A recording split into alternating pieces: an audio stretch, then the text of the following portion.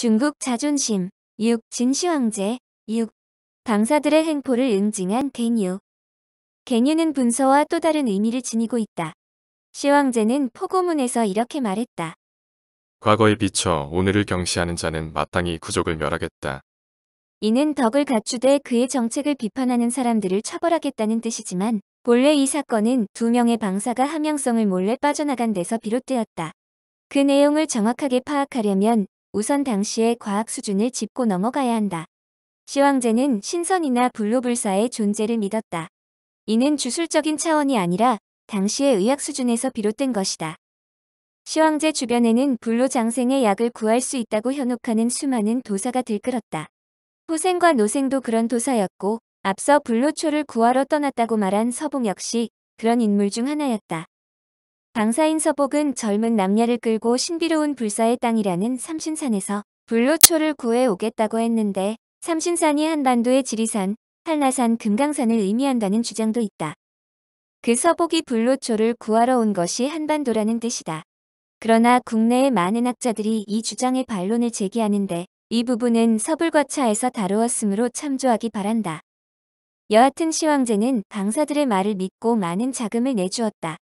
서복의 경우 불로초를 얻기 위해 동남동녀 각 500명을 대동했다는 것을 볼 때 그야말로 파격적인 대우를 해주었음을 알 수 있다. 후생과 노생 역시 불로불사의 약을 가져다 주겠다는 약속을 하고 진시황으로부터 많은 돈을 뜯어냈지만 세상에 그런 약이 있을 리 없다. 그들은 자신의 죄가 탄로날 것을 우려해 마지막 수단을 강구하는데 그냥 도망갈 수는 없는 일이다. 그러므로 그들은 자신들이 도망가는 이유로 황제의 부덕을 꼽았다.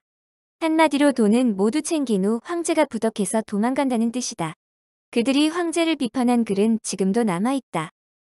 시황제의 사람됨은 천성이 강철 같고 포악하며 자신만만하다. 제후의 몸으로 천하를 병합하고 모든 것을 자기 뜻대로 이뤘던 터라 고금을 막론하고 자신보다 나은 사람이 없다고 생각한다.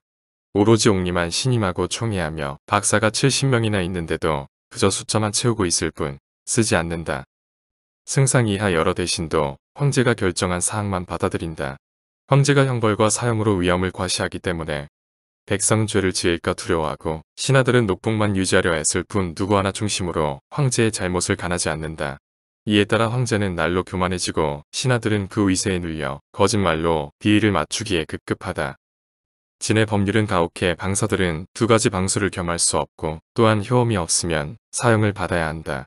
그런데도 별자리로 점을 쳐 기흉을 예지하는 자가 300명이나 된다.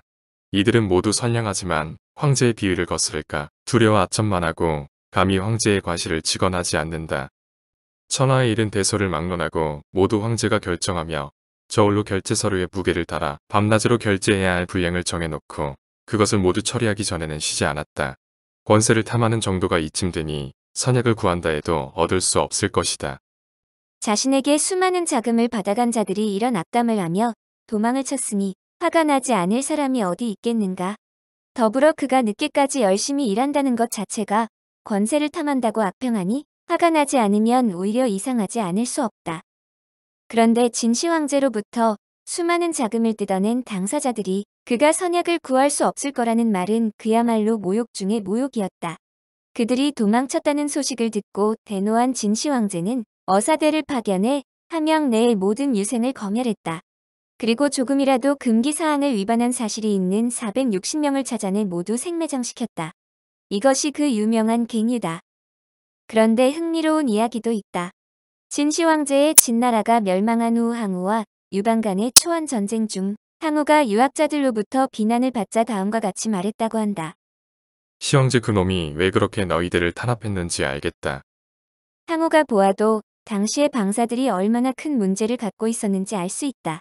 하지만 진시황이 생매장시킨 460명의 사람들은 현대인들이 흔히 말하는 유학자들이 아닌 도사라 칭하는 자들이라는 점을 이해할 필요가 있다. 즉 이들은 진시황제의 불로불사의 꿈을 이용해 많은 돈을 받아낸 뒤 그를 속여 농락하였다. 이 말은 갱유를 당한 사람들은 진시황을 속인 사람들이지 그저 학문의 길을 걷는 학자들이 아니라는 말이다. 청나라 때의 학자인 양옥승은 이렇게 말하기도 하였다. 분석인유를 진시황제의 죄악으로 단정하는 세상의 논단에 대해 나는 항상 실상은 그렇지 않다고 말한다. 생매장 당한 자들은 대부분 도사임은 분명하지만 이중 진시 황제의 정책에 불만을 표시했던 일부 지식인들도 포함되었을 것은 틀림없다.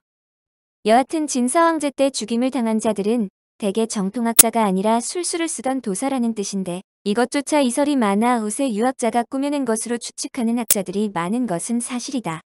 즉 분서와는 달리 그들을 생매장했다는 것도 사실이 아니라는 주장이다. 그런데 놀라운 지적도 제기된다.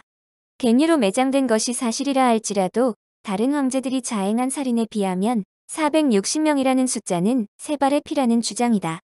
즉 봉건 전제 군주 정치에서는 군주의 권한이 절대적이었다는 것을 감안하면 시황제의 행동이 결코 특이한 것이라고 볼 수 없다는 것이다.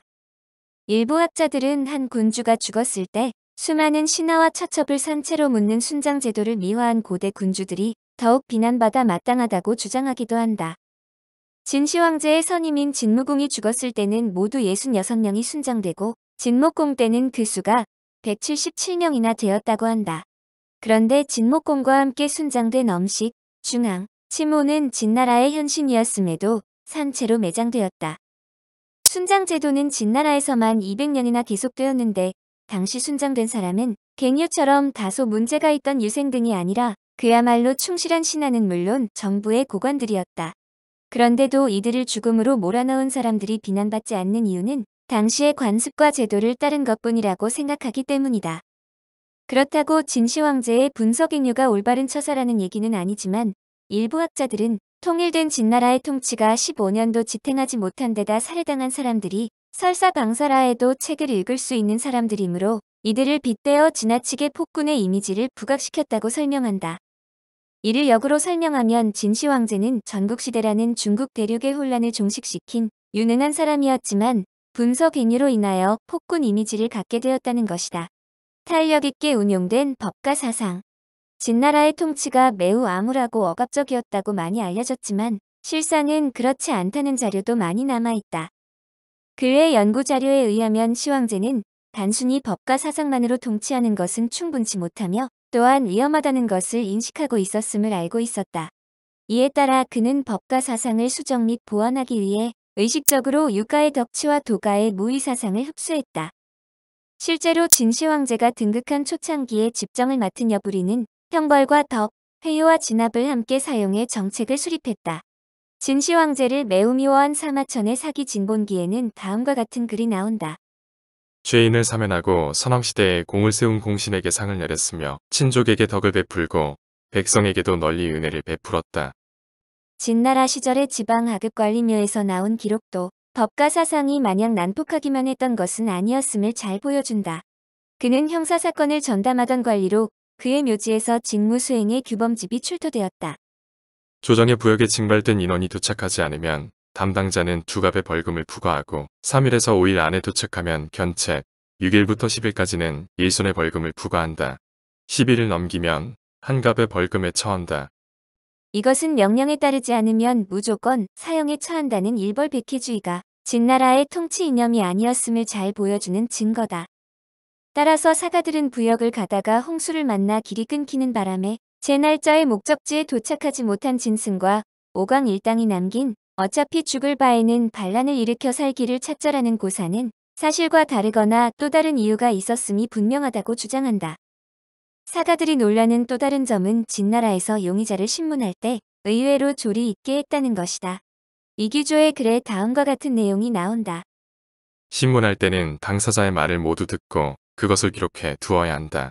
각자에게 진술을 시킬 때는 거짓을 고하는 것이 명백하더라도 그 자리에서 일일이 힐문해서는 안 된다. 진술이 모두 끝나고 달리 변명이 없다면 그때 비로소 진술 기록을 근거로 해서 신문하라. 신문할 때 대답을 못하고 범인임이 명백한데도 계속 거짓을 고하며 말을 바꾸면서 죄상을 인정치 않을 경우 그 태도가 규정에 비추어 고문을 가하지 않으면 자백하지 않을 것으로 판단돼 때 안에 고문하라. 다만 고문할 때는 그 이유를 보고서의 명기에 두어야 한다. 피의자가 진술한 내용을 근거로 모순점을 찾아내 범행을 자백하도록 유도해야 한다는 신문 태도를 볼 때 과거 우리나라에서 자행된 고문 행태가 오히려 부끄러울 지경이라는 지적도 있다. 이처럼 진나라의 체제가 형벌을 엄격히 한 것은 사실이지만 나름대로 합리적인 법 운영과 잘 짜인 관료 조직이 진나라를 강대국으로 만든 요인임을 알 수 있다. 이러한 관료 조직은 한나라를 비롯해 후대로 계승되면서 개량되고 정비되었다. 청취자에게 원하는 것은 1. 구독 2. 좋아요